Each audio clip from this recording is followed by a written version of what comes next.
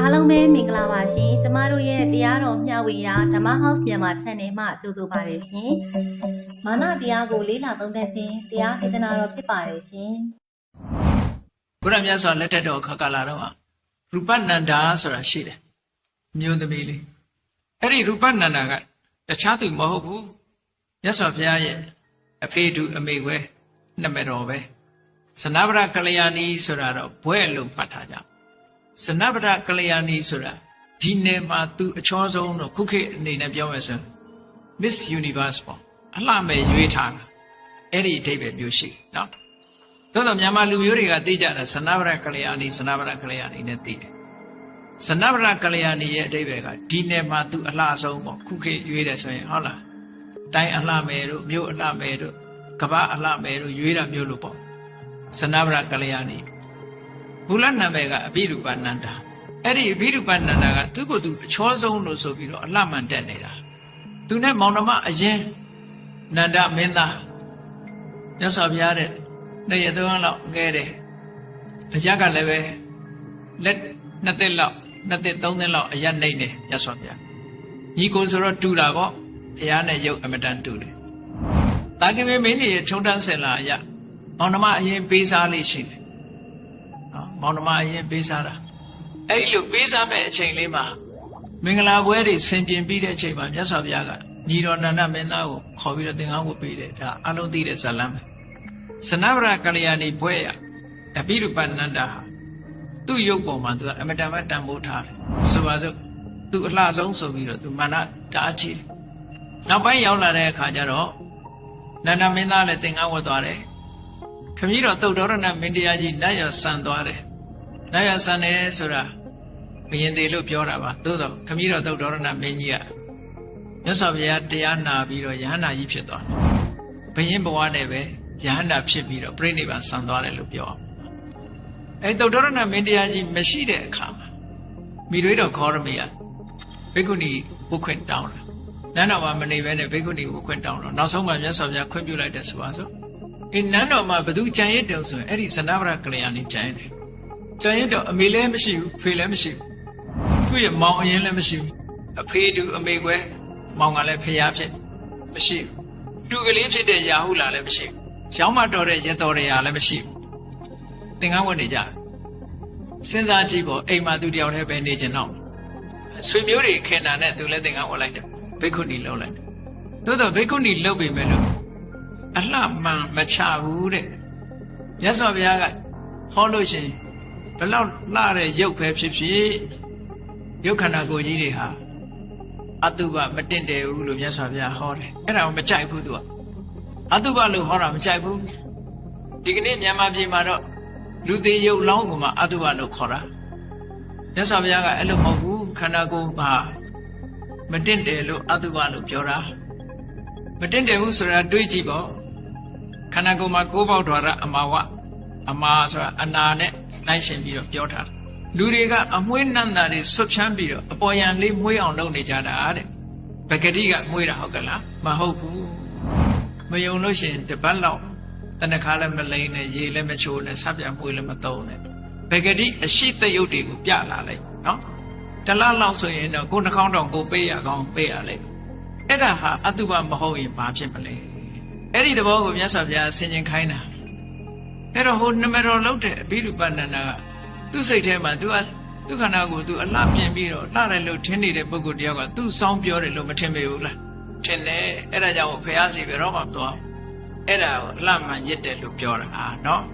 သူလိုပဲနောက်တဦးကဘယ်သူတုံးဆိုရင်ဗိမိသာရမင်းကြီးရဲ့မိဖုရားခေမာဆိုတာတာမန်ပုဂ္ဂိုလ်တွေမဟုတ်ဘူးနော်သူတို့ကပါရမီတံပါရအရင်မာကြီးတွေရှိခဲ့ကြတယ်အတိတ်ဘဝတုန်းကပါရမီဖြည့်ခဲ့တဲ့ပုဂ္ဂိုလ်သို့တော်လည်းပဲဒီအကုသိုလ်တရားတွေရဲ့မာနတရားတွေရဲ့လှည့်စားမှုအမှန်တမ်းကြောက်ဖို့ကောင်းတယ်ကြည်ခေမာမိဖုရားဆိုတာသိလှတယ်ဘုရင်ကြီးကလည်းသူ့အမှန်တမ်းဖေးပါပေးတယ်ဒုက္ခနာကိုသူတပြီးတော့မြတ်စွာဘုရားဟောတဲ့တရားတွေသတင်းကြားတယ်အတုပလို့ဟောတယ်မကြိုက်ဘူးမသွားဘူးဘာဖြစ်လို့တော့သူကတုပလို့ယူဆဒုက္ခနာကိုလှတယ်ငွေတယ်ကြိုင်တယ်ဒါပဲအတုပလို့ဟောတာသူနဲ့မတည့်ဘူးဒါကိုမသွားဘူးကြောင်းဘယ်တော့မှခေါ်လို့မရဘူးဗိမိသာရမင်းကြီးဆိုတာမြတ်စွာဘုရားနဲ့ပထမဆုံးတွေ့ခဲ့တဲ့ကူကသောတာပန်ဖြစ်သွားတာ ဖះလောင်းတောထွက်လာတဲ့အချိန်မှာရာဇဂျိုပြည်တဲ့ဆွမ်းကဝင်တယ်အုပ်တဲဖြစ်တယ်ရာဇဂျိုမြို့ထဲမှာဘာဖြစ်လို့လဲဆိုတော့အဲ့ဒီခေတ်တုန်းကသာသနာပေါင်းဝင်နေဆိုတာအသက်အရွယ်ကြီးတဲ့ပုဂ္ဂိုလ်တွေဝင်ကြတာလေအတော်လေးအရွယ်ရောက်တဲ့အခါမှာဒီယတိသူတော်စင်အဖြစ်ဝတ်ကြတယ်ပေါ့အခုဒီကိုတော်က29နှစ်ပဲရှိသေးတယ်လူငယ်လူရွယ်လေးရုပ်ကလည်းအမှန်ချောတယ်ယတိလိုသူတော်စင်လိုဝတ်ပြီးတော့အိမ်ကလှည့်ပြီးတော့တပိတ်နဲ့ဆွမ်းခံတယ်သူတို့စကားနဲ့ပြောမယ်ဆိုရင်တောင်းတာပေါ့ထမင်းတောင်းတာပဲဆွမ်းခံတယ်ဆိုတဲ့အဓိပ္ပာယ်ကဒါရှင်ကျေးတဲ့အသုံးပေါ့နော်ဒီကောင်းပြီဘုရားလောင်းလေးတောထွက်လာတဲ့အခါလူကလည်းရုပ်ကချောအမတန်ချောတယ်အသက်ကလည်းငယ်တယ်တခြားနေရာမှာဆိုမတွေ့ရတဲ့ပုဂ္ဂိုလ်မျိုးပေါ့အဲ့ဒါကြောင့်မို့လို့မြို့ကမြင်တဲ့လူတွေကလှုပ်နဲ့ဝိုင်းအောင်ကြတာလမ်းမှာလူတွေတအားစီပြီးတော့သူ့နောက်ကဝိုင်းလိုက်လာကြဘုရင်ကြီးကနန်းတော်ဘုံကလှမ်းကြည့်မြင်ရတော့တမန်ကိုလွတ်ပြီးတော့စုံစမ်းခိုင်းတယ်ဒါဘယ်သူလဲဆိုတာသိအောင်စုံစမ်းဆိုသူက၄-၅အိမ်လောက်ဆုံးခံပြီးတော့ပျောက်သွားတယ်တပိတ်ထဲမှာစားလောက်ရုံရတာနဲ့ရှေ့ဆက်မသွားတော့ပြန်ထွက်သွားလူတွေကလည်းဝိုင်းအောင်ကြအဲ့တော့ပြန်ထွက်သွားတော့တောထဲထွက်သွားပန္နဝဆိုတဲ့တောင်ချေမှာတစ်ပင်ရိပ်လေးအောက်မှာထိုင်ပြီးတော့ဆွမ်းစားတယ်နောက်ရောက်ခံလိုက်လာတဲ့လူကအဲ့ဒီမှာဘုရားလောင်းကိုတွေ့တော့သူကဘုရင်ကြီးစီသတင်းပုတ်ခိုင်းလိုက်တယ်မျက်ခြေပြတ်သွားမှဆိုလို့သူကစောင့်ပြီးတယောက်ကိုလွှတ်လိုက်တယ်အဲ့ဒီလူနာမဘုရားလောင်းနာမခွာဘူးဘုရင်ကြီးကအားချင်းလိုက်လာဒီပုဂ္ဂိုလ်နဲ့တွေ့ချင်အားချင်းလိုက်လာပြီးတော့မေးတယ်ဘယ်ကလာတာလဲဘာဖြစ်လို့ဒီဝတ်လာတာလဲနဲ့မျိုးစုံမေးတဲ့အခါသူကပြောတယ်ဟိုဟိမွန်တာတောင်ချေကတာကွေမင်းမျိုးတွေကပါတဲ့ကာမဂုဏ်အာယုန်တွေကိုဆက်ဆုပ်ယုံမုန်းပြီးတော့သူတော်စင်ဘဝကိုကူးပြောင်းလာတာပါလို့ဘုရားလောင်းကရှင်းပြောတော့ဗေမိတာရအတက်ကလည်းရွယ်တူလောက်ဆိုသိချင်ညို့တယ်စိတ်ထဲမှာသိချင်တတ်တဲ့ဒီကရောဗေမိတာရကသူဘာပြောတော့ဆိုရင်တောထွက်ပြီးတော့တရားမကျင့်ပါနဲ့တဲ့အဲ့ဒီကပိလဝတ်ဆိုတဲ့ဟိမွန်တာတောင်ချေမြို့မှာမပျော်ဘူးဆိုလို့ရှိရင်သူနဲ့အတူနေပါနောက်တစ်ခါမှမမြင်ဘူးပဲမဲ့လို့အမတန်စိတ်ထဲမှာခင်မင်းလို့သူနဲ့အတူနေပါတဲ့တူတူပူးတွဲပြီးတော့တိုင်းပြည်အုပ်ချုပ်ကြရအောင်လို့ဆိုဖိတ်ခေါ်တယ်အဲ့မှာဘုရားလောင်းတွေကသူဒီယာရုတွေကိုစိတ်ဝင်စားဘူးမတရားတရားကိုရှာမယ်လို့ဆိုပြီးတော့သူထွက်လာတဲ့အကြောင်းရှင်းပြပြီးတော့သူတရားပဲရှာမယ်ဆိုတာကိုဆုံးဖြတ်ချက်ချပြီးတော့သွားတယ်ဗေမိတာရမင်းကလည်းပဲအတင်းချမတားတော့ဘူးအဲ့ဒါဆိုလို့ရှိရင်တရားသူတရားမြတ်တွေ့လို့ရှိရင်သူ့နိုင်ငံကိုပထမဆုံးကြွားခဲ့ဖို့ဂတိတောင်းလိုက်တယ်ဒီတော့ကြောင့်ဗေမိတာရမင်းကြီးရဲ့ဂတိအတိုင်းပဲဘုရားလောင်းကရာဇယုပြူအရင်ကြွသွားတာပဲကြွသွားတော့အဲ့ဒီမှာသောတာပန်ဖြစ်တယ်ကြွသွားတယ်ဆိုရင်ဣတိပတနာတော်မှာတရားဟောပြီးမှကြွလာတာပေါ့အဲ့ဒီမှာဗေမိတာရမင်းကြီးကဘုရားချီညိုသလောက်သူ့ရဲ့မိဖုရားခေမာဆိုတာသူ့အလှမှန်တွေတက်ပြီးတော့ကြောင်းသွားဖို့ရလုံးဝညှင်းပယ်နေတယ်နောက်ဆုံးကြတော့ဘုရင်ကြီးကကြောင်းသွားအောင်ဥပ္ပတမြေနဲ့လောက်ရတာတိုင်းပြည်မှာဆိုတော်တွေအနုပညာသမားတွေကိုခေါ်ပြီးတော့ဝေလူဝံဥယျာဉ်ကြီးနဲ့ပတ်သက်ပြီးတချင်းဆက်ခိုင်းတယ်တချင်းဆိုတဲ့ချီးမွမ်းတဲ့ဝေလူဝံဥယျာဉ်ကြီးကဘယ်လောက်လှရဲဆိုတာအဲ့လိုလှုပ်တဲ့မိဖုရားကြီးနန်းတော်မှာတချင်းဆိုတဲ့အခါကျတော့ဝေလူဝံဥယျာဉ်ကြီးရဲ့အလှပဖွဲ့ထားတော့မိဖုရားကြီးကနားထောင်ရင်းနဲ့သူကဝေလူဝံဥယျာဉ်သွားချင်စိတ်ပေါက်လာဂီတရဲ့စွမ်းဆောင်မှုကအဲ့ဒီမှာလည်းပါတာပဲနော်လူရဲ့စိတ်ဓာတ်ကိုဆွတ်ဆောင်တယ်ခေမာမိဖုရားကြီးဟာမြတ်စွာဘုရားမရှိတော့ဘူးဆိုတဲ့အချိန်ကိုရွေးပြီးတော့ဝေလူဝံဥယျာဉ်နဲ့သွားလိုက်တာဟိုကြတော့ဘုရားနဲ့တန်းတိုးနေတန်းတိုးရုံနဲ့မကဘူးမြတ်စွာဘုရားကသူ့ရဲ့မာနကိုခွာချဖို့ဆိုတဲ့အနေနဲ့သူ့ရဲ့ချောတဲ့လှတဲ့အမျိုးသမီးတယောက်ဖန်ဆင်းထားပြီးတော့ဘုရားရဲ့အနီးမှာဘုရားကိုရက်ခတ်ပေးနေတဲ့တရားပေါ့ဘုရားနာမှာဒူးလေးတုပ်ပြီးတော့ဘုရားကိုအယုသေးရက်ခတ်ပေးနေတယ်အဲ့ဒီအမျိုးသမီးကသူ့အရွယ်သို့တော့သူနဲ့ဘယ်လို့မှနှိုင်းရှင်လို့မရတော့အောင်ချောတယ်လှတယ်ကွာကြည့်နော်ကိုယ့်ရဲ့ချောတာမြင်လိုက်တဲ့အခါမှာသူကကိုယ့်ကိုပြန်ကြည့်မိတယ်စိတ်ပြက်သွားတယ်ကိုယ်ပြန်ကြည့်လိုက်တဲ့အခါစိတ်ပြက်သွားလောက်အောင်ဟိုကချောတာအဲ့ဒါဘာလုပ်လိုက်တာတော့ဆိုရင်သူ့ရဲ့တဏ္ဍာမှာအလှပပေါ်မှာမောက်မာပြီးတော့တွေ့တာနေတဲ့မာမနာတို့တွေ့တာနေတဲ့တဏှာတို့အဲ့ဒါတွေကိုမြတ်စွာဘုရားကချွတ်လိုက်တာပဲတရားမဟောသေးဘူးအဲ့ဒါကိုဘာဥပမာပေးတော့ဆိုရင်အသီးကိုအသီးနဲ့ပြန်ပစ်ချတယ်ဆူးလို့ရှိရင်ဆူးနဲ့ပဲပြန်ထွင်တယ်ဆိုတဲ့ဥပမာပေးတာအကုသိုလ်ကိုအကုသိုလ်နဲ့ပဲပြန်ဖယ်ထုတ်လိုက်တယ်ပေါ့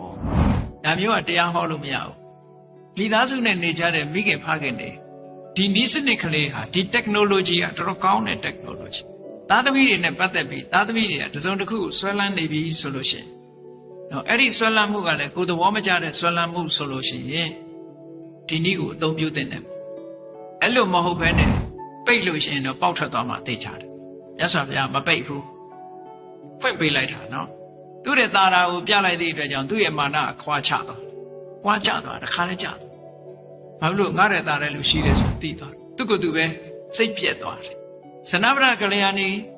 အဘိရူပနန္ဒာကိုလည်းဒီပုံစံနဲ့ပဲချွတ်ထားပဲမြတ်စွာနန္ဒမင်းသားကဇနဗရကလျာဏီပေါ်မှာဆွဲလန်းနေတဲ့အဆွဲအလန်းကိုလည်းဒီပုံစံမျိုးနဲ့ပဲချွတ်တယ်နတ်သမီးပြတယ်ဆိုတာအကြောင်းရှိတယ်ဇနဗရကလျာဏီပေါ်မှာဆွဲလန်းနေလို့အဘိရူပနန္ဒာနမတော်ပေါ်မှာဆွဲလန်းနေလို့သူ့ရဲ့လှတာပြလိုက်တဲ့အခါကျတော့အလိုလိုပြောင်းသွားတယ်ဟိုကလူရဲ့စိတ်ဆိုတာတာတဲ့ပုံမှာပြောင်းသွားလေရှိတယ်ပေါ့တဏှာဆိုတာကတတ္တရာဘိနန္တိနိကြာရအာယုံကလေးတွေပေါ်မှာအစ်စ်ကလေးတွေပေါ်မှာသူကတွေ့တာမှုကဖြစ်ပေါ်လာတတ်တယ်အဲ့ဒီသဘောတရားအရာမြတ်စွာဘုရားစိတ်ကိုကူးပြောင်းပေးလိုက်တာအဲ့ဒီလိုကူးပြောင်းပေးလိုက်တဲ့တဏှာကိုမှဟိုဥပါဒံကပြုတ်ထွက်သွားပေါ့ဆွဲလန်းနေတဲ့ဥပါဒံဆိုတာဘယ်လိုဟာခေါ်တာတော့လို့ဆိုရင်မွေကြီးတစ်ကောင်ကဖားကိုမျိုးထားတဲ့အခါထိုဖားလွတ်လို့မရတယ်လို့ပဲမိချောင်းကသားကောင်ကိုကြိုက်ထားလို့ရှင်ရုံထွက်လို့မရတယ်လို့ပဲဥပါဒံရဲ့သဘောကစိတ်ကိုဆက်ဆောင်ထားသည့်အတွက်ကြောင့်အာယုံကနေရုံထွက်နိုင်စွမ်းမရှိဒါကိုပြောတာဥပါဒံအဲ့ဒီဥပါဒံကိုဘာနဲ့ချွတ်လိုက်တော့ဆိုတဏှာနဲ့ဆွဲချွတ်လိုက်တာဥပါဒံကိုတဏှာနဲ့ဖြုတ်လိုက်တယ်တဏှာကိုကြမှာတရားနဲ့ဖြုတ်တယ်ပေါ့ဒီလိုဆိုလို့အဲ့ဒီမှာပြောလို့ခြင်းကခေမာဆိုတဲ့မိဖုရားဟာလေသူ့ရဲ့အလှမန်းလို့ဆိုတဲ့မာမာနတက်နေသည့်အတွက်ကြောင့်ဖျားဘူးမသွားဘူးဖျားနဲ့မတွေ့ဘူးတိမ်းရှောင်နေတယ်သို့တော်သူကပါရမီရင့်နေတဲ့ပုဂ္ဂိုလ်ချွတ်လိုက်တာနဲ့တပြိုင်နက်ဖျားတရားတော်နာပြီးချက်ချင်းဘိက္ခုနီမလှုပ်သွားတယ်သူ့ရဲ့အမြင်တွေအကုန်လုံးမှန်သွားတယ်သူအလှဆုံးဆိုတဲ့မာမာနလည်းကျသွားတယ်စောစောပိုင်းကမာနခန်းနေတဲ့အကြောင်းကိုပြောပြတာနော်မာနဆိုတာကတော့ရွှွညွန့်နဲ့အလားတန်တူတယ်အဲ့ဒီရွှွညွန့်ထဲမှာပေါက်လာတဲ့ဂျာပန်းလေးကပွင့်လာတဲ့ဂျာပန်းလေးဟာတော့ခုနကမာနကိုအခြေခံလိုက်လို့ရလာတဲ့ပန်းပွင့်နဲ့မတူပဲဘူးလားရလာတာအမတန်မှမွန်မြတ်တယ်ဒါကြောင့်မို့အကုသိုလ်ကိုအခြေခံလဲကုသိုလ်ဖြစ်တယ်ဆိုတာဒါပြောတာနော်ဆိုကနေအကောင်းဖြစ်အောင်လုပ်တယ်ဒါကြောင့်မို့တရားချစ်ခင်သီတော်စင်ပြိဿတို့ဒီကနေ့မာနအကြောင်းသိကောင်းစရာအများကိုထိုကျမ်းဂန်မှာထုတ်နှုတ်ပြီးတော့ဘုန်းကြီးတို့ဟောလို့ပြီးပါပြီဒါကြောင့်မို့လို့မာနတရားကိုလေ့လာသုံးသပ်ခြင်းလို့ဆိုတဲ့တရားဒီမှာပဲဒီကုန်းချုပ်ပါပြီဒါကြောင့်တရားချစ်ခင်သူတော်စင်ပြိဿတို့သည်ကောင်းတဲ့ဘက်ကိုဥလီသွားတဲ့မာနတရားမျိုးကိုမွေးပြီးတော့မကောင်းတဲ့ဘက်ကိုဥလီစေတတ်တဲ့မာနတရားမျိုးကိုမထားစေပဲမိမိတဏ္ဍာမှာမဖြစ်ပွားစေပဲတတိကြီးစွာထား၍မိမိဘဝတိုးတက်အောင်ဆောင်ရွက်နိုင်ကြပါစေကုန်သတည်းဆရာတော်ကမာနဆိုတာမကောင်းသောအပြစ်တစ်ခုတည်းမဟုတ်ကြောင်းအသိပညာဖြင့်တတိထားမိခံစားမှုတည်းဖြစ်တယ်လို့ဖော်ပြထားပါတယ်မာနဆိုတာကိုယ့်ရဲ့ခံစားမှုပုံစံပေါ်မှာမူတည်ပြီးတော့ကောင်းတဲ့ဘက်ကိုရောမကောင်းတဲ့ဘက်ကိုရောဥတည်စေနိုင်တဲ့အကြောင်းအရာတစ်ခုလည်းဖြစ်ပါတယ်မာနကြောင့်ဖြစ်ပေါ်လာတဲ့စိတ်တရားတွေစိတ်ပြက်စရာအဖြစ်တွေကိုနားလည်သိမြင်ပြီးသင်ခန်းစာယူနိုင်ဖို့လိုအပ်ပါတယ်မာနရှိရဲဆိုတာကောင်းပါတယ်ဒါပေမဲ့အဲ့ဒီပေါ်မှာအလွန်အကျူးအထင်ကြီးမှုတစ်ခုဖြစ်သွားလို့ရှိရင်မာနကြောင့်မိမိဘဝနဲ့အခြားသူများရဲ့ဘဝကိုပါဖျက်ဆီးပြနိုင်တယ်ဆိုတာကိုလည်းသတိချရပါမယ်ဒါကြောင့်မာနတရားကိုနားလည်ခြင်းဟာမိမိဘဝအတွက်ညှော်လင့်ချက်သတိနဲ့တီးခံမှုတို့ကိုပြည့်စုံလာစေနိုင်ပြီးတော့မကောင်းမှုများမှလွတ်မြောက်စေနိုင်ပါတယ်ဆရာတော်ဘုရားကြီးရဲ့တရားချက်လက်များဟာစိတ်ပန်းဆိုင်ရာတည်ငြိမ်မှုကိုရရှိနိုင်ဖို့အတွက်လမ်းပြဖန်တီးပေးထားတဲ့တန်မိုးရှိသောသင်ခန်းစာများဖြစ်ကြောင်းကျမတို့ဓမ္မ House မြန်မာ Channel မှသုံးသပ်တင်ပြလိုက်ရပါတယ်ရှင်အားလုံးကိုကျေးဇူးတင်ပါတယ်ရှင်